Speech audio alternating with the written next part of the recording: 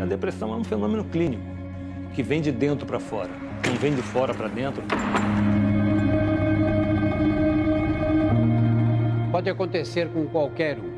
Não existe cura relâmpago e mexe com a família inteira. É assim com muitos problemas de saúde. Mas a sociedade não aprendeu a respeitar as doenças da mente como respeita as do corpo. Quer ver? Você diria para alguém com febre alta deixar de ser preguiçoso e sair da cama? As coisas que me deixavam cada vez mais para baixo era: você não vai levantar dessa cama? Olha, tem coisa para fazer em casa. Seus filhos precisam de você. Você pensaria que uma pessoa com a perna quebrada só não corre porque está faltando força de vontade? As pessoas não entendem muito a questão de você ficar triste sem motivo. E para um amigo que vomitasse sem parar e recusasse mais uma vez seu convite para sair, você diria: para de frescura, tanta gente com problema pior que o seu? Minha mãe, ela é a defensora número 1 que depressão é frescura. A minha mãe e meu irmão. Frescura é doença de gente rica. Eles não tinham a menor noção. É claro que ninguém fala por mal. É que a dor física é bem mais fácil de entender. Para acabar com o preconceito que ainda existe contra a depressão, só uma arma é realmente eficaz: a informação. Hoje minha mãe e meu irmão respeitam muito mais a depressão.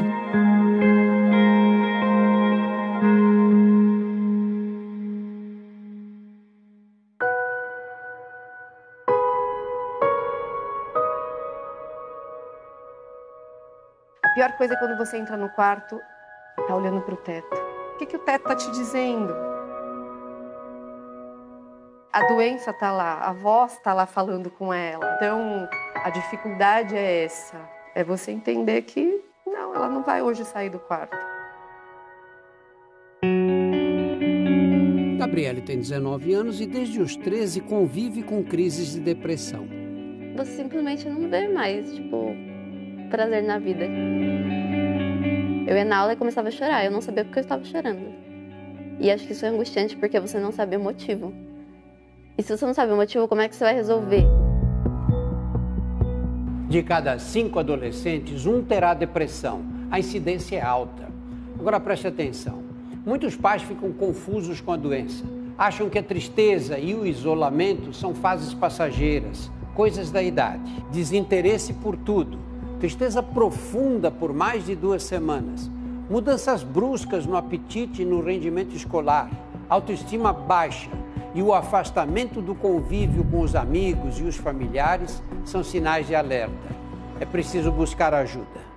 Uma depressão que seja muito leve, esse indivíduo não necessariamente precisa tomar antidepressivo.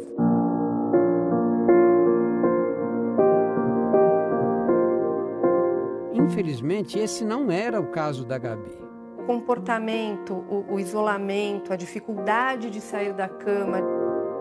Eu tinha uns 15, 16 anos quando eu tive os primeiros sintomas. E eu ficava muito presa no quarto, muito sozinha no quarto. Poucos anos depois, com a dificuldade de se firmar na carreira, a depressão também chegou forte para Paula Fernandes. Primeiro, ela tinha desistido de cantar e tinha guardado o violão. Ela não tinha vontade de fazer nada, nem de comer, nem de sair, nem de nada.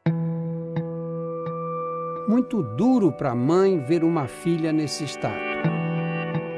Agora, imagine quando é a mãe que está doente e ela tem uma bebê recém-nascida para cuidar. E as pessoas falavam: mas sua filha, ela precisa de você. Eu tinha certeza que ela não precisava de mim. Que qualquer pessoa ia ser mãe melhor para ela do que eu era. No Brasil, de cada 4 mães, 1 é vítima de depressão pós-parto. A pequena Estela já tinha 4 meses quando o Vitor percebeu a gravidade do sofrimento da esposa. Encontrei ela deitada no chão do quarto da Estela, chorando bastante.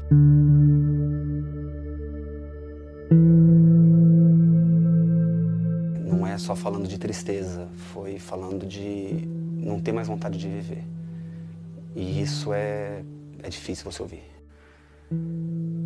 Bom dar até uma respirada, porque não é fácil.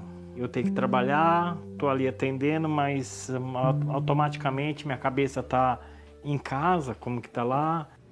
Meia palmito e meia 4 berinjela. Ok, fica à vontade.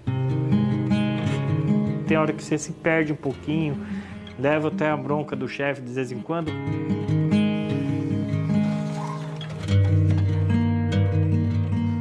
Peterson só conseguiu sossegar depois que levou a mulher para um atendimento psiquiátrico pelo SUS. Bom dia, doutor. Tudo bem? Vanessa foi encaminhada a um CAPS, um centro de assistência psicossocial, e foi imediatamente afastada do trabalho. Eu não tinha condições nenhuma de enfrentar meu dia a dia mais. Existem hoje 2.592 CAPs no Brasil. E pelo menos 14 milhões de brasileiros com transtorno mental precisando de atendimento. A conta não fecha. Tem determinadas medicações que são realmente difíceis, que a gente tem até que comprar. Psiquiatra eu não consigo marcar com facilidade. Aí eu passo de 3 em 3 meses por falta de profissionais. No caso da Vanessa, falta psicólogo. É uma coisa que deixa a desejar, né? Porque a psicologia, ela tem um peso muito grande para a gente se curar da depressão. Nós temos um problema que aconteceu no município, que foi a exoneração de 3 profissionais e a aposentadoria de 1. São 4 profissionais a menos para atender essa demanda. Então aumentou muito. O tempo de espera está variando entre 3 ou 4 meses.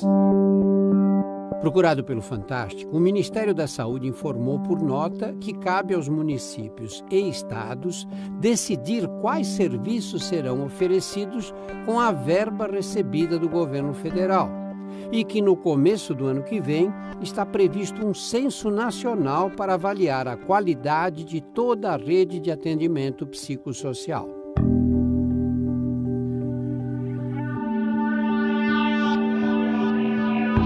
Não existe exame de sangue ou de imagem que comprove a depressão. O diagnóstico é clínico. Se a doença se mostrar leve, geralmente a psicoterapia dá conta do recado. Mas com os casos moderados ou graves não se brinca. Para eles foram criados os antidepressivos. Nós temos 20 a 30 compostos diferentes, então hoje dá para individualizar um tratamento de acordo com as características do paciente. A missão da maior parte desses medicamentos é melhorar a comunicação entre os neurônios, as células do cérebro, para que volte a existir uma quantidade adequada de substâncias químicas que geram bem-estar, como a dopamina, a serotonina e a noradrenalina. Os antidepressivos prolongam a ação dessas substâncias na sinapse, que é justamente o espaço por onde os impulsos nervosos são transmitidos de um neurônio para outro.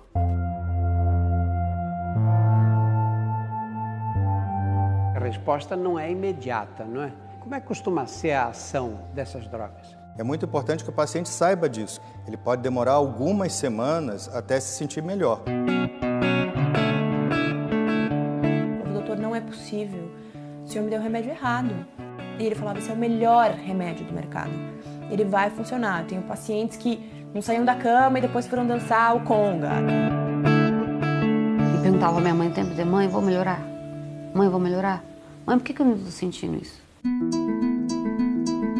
Os medicamentos do psiquiatra são aqueles que mais têm estigma. É muito comum que o indivíduo tenha o receio de se tornar dependente do remédio e ele diga assim, mas ô Paulo, eu vou ficar prisioneiro desse remédio? O que o remédio vai fazer é exatamente o oposto, ele vai lhe libertar de uma prisão da qual você não consegue sair sozinho.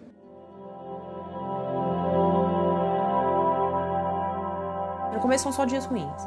Aí depois tem um dia bom, alguns dias ruins. 2 dias bons, alguns dias ruins. Isso é real mesmo, isso acontece. E aí quando você percebe, você teve 4 dias bons e um dia ruim. E aí de repente eu olhava, eu acordei um dia e arrumei a cama. Tem muita gente que começa a tomar o antidepressivo, em poucas semanas já se sente melhor e aí faz o quê? Larga a medicação por conta própria. É um erro. Atrapalha a recuperação e leva a crises mais graves de depressão. Não faça isso. Existe um protocolo para você tratar a depressão. Normalmente você não trata isso menos de 6 meses. Para Paula Fernandes, foram 3 anos de terapia e medicamentos até que um belo dia veio o pedido. Sou pássaro de fogo. Mãe, eu quero voltar a cantar. Você me ajuda? Eu tomo medicamento, eu vou no psicólogo. Fazer alguma atividade física é difícil. E você não quer fazer nada. Mas eu me sinto muito melhor quando eu faço assim a longo prazo. Faz muita diferença. Terapia, remédio, exercício e autoobservação, que é fundamental. Sérgio tem depressão crônica há mais de 20 anos. O tratamento nesses casos é para a vida toda, como no diabetes e na pressão alta.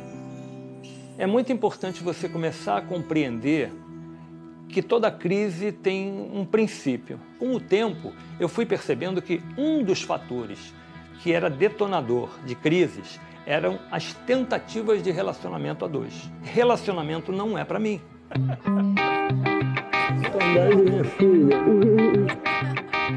A energia que eu tenho é suficiente para eu ser o pai que eu sou, o amigo que eu sou, o profissional que eu sou.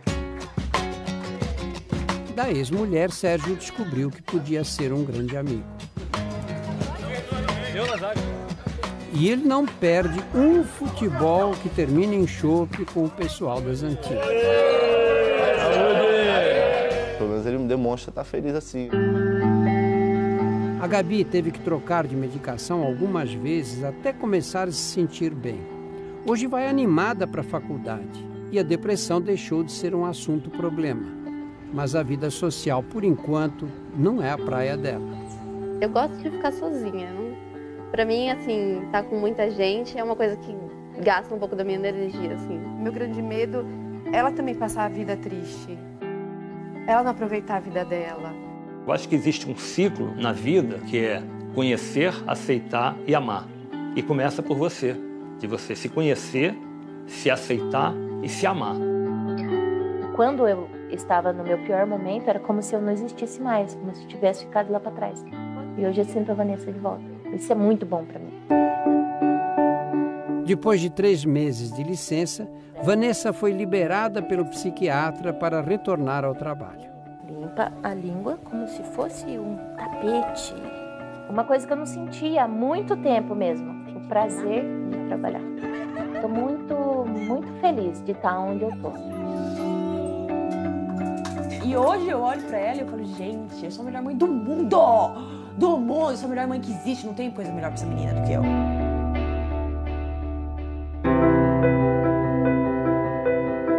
Domingo que vem vamos mostrar que depressão que não melhora pode esconder um transtorno muito mais comum do que se imagina.